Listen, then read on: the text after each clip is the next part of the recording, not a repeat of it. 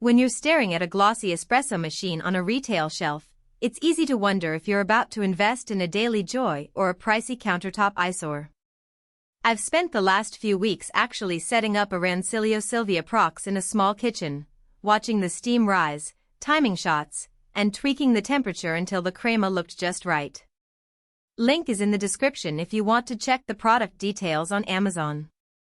My goal here isn't to hype a brand name, it's to give you the kind of honest, use case-driven insight that helps you decide whether this particular machine will fit your routine, your budget, and your coffee aspirations. Home espresso machines sit on a spectrum that runs from single boiler, push-button kits to full-size commercial-grade workhorses. The big questions most buyers face are, do I need 2 boilers or can I get away with 1? How much control do I really need over temperature?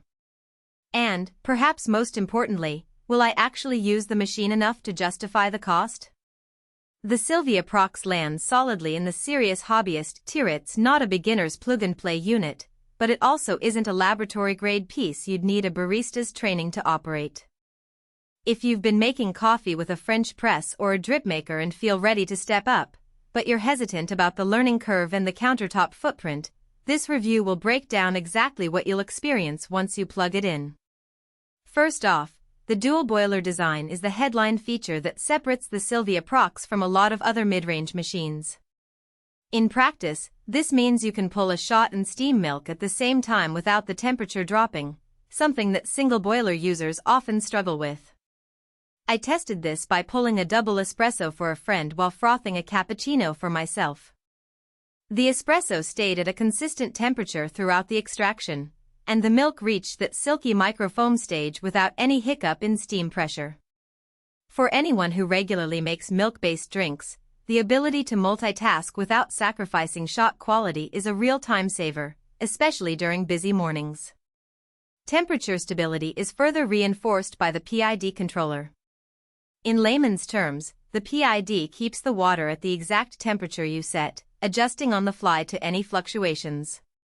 When I brewed a shot at 93°C and then turned the machine off for 10 minutes, the next shot was still within a half degree of the target.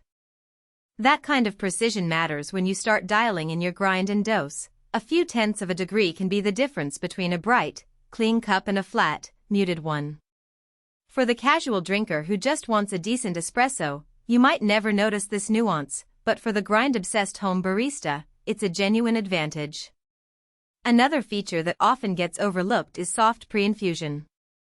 The machine gently wets the coffee puck at a lower pressure before the full pump pressure kicks in. During my testing, the preinfusion gave the grounds a moment to bloom, resulting in a smoother flow rate and a more even extraction.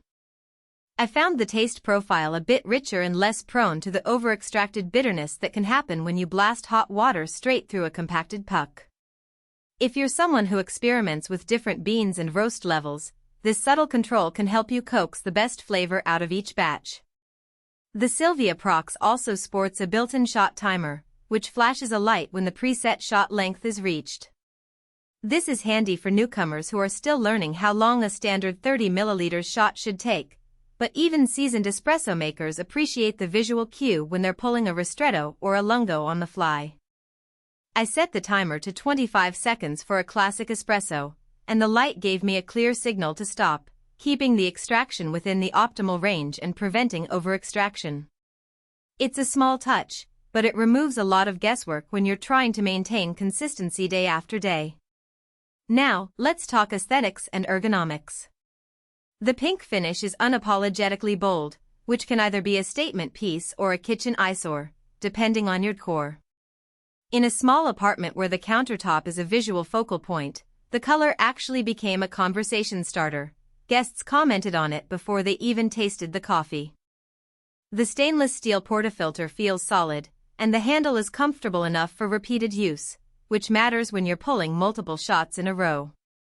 However, the machine's footprint is sizable, about 15 inches wide and 13 inches deep, so if you're limited to a narrow bar or a shared space, you'll need to measure carefully before committing. One practical downside that emerged during the trial period is the learning curve associated with the dual boiler setup. You have to manage 2 temperature settings, one for brewing and another for steaming. The controls are intuitive once you get used to them, but the first few days felt like you were juggling two thermostats. If you're the type of coffee drinker who prefers a single button to start the brew, this could feel